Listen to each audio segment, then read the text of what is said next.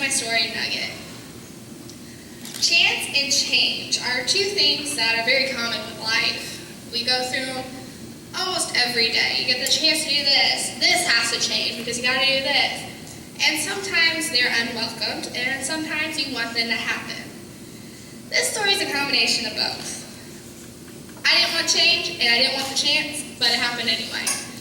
So, in this change and chance, I now believe that I believe in second chances. October 20th, 2013.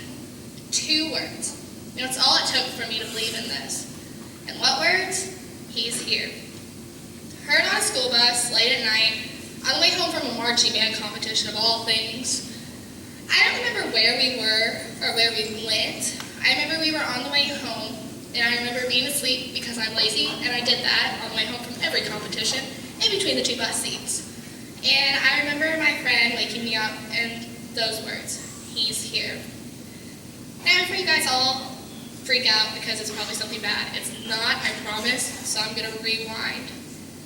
It was at a derby party, for the derby, because that's what it was, that I first heard the news. My mom was pregnant. Again. Yay, babies. My first reaction to this news was, oh my God, April Fool's, right? Right? It's a joke, right? No? Okay. And it wasn't, because it wasn't April.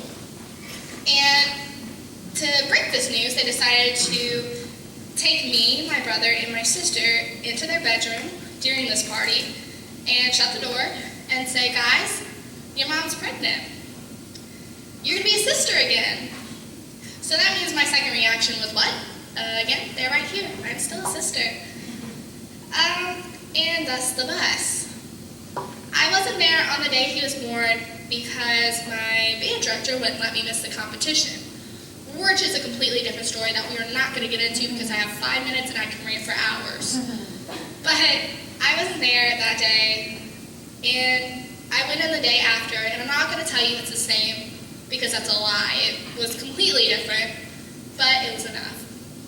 Zachary Evan Nolan, or Nugget as I like to call him because all he eats is chicken nuggets. He was so small, and looking behind that glass and seeing him in that little container thingy with a little blanket made all the reserves I had about having another sibling go poof.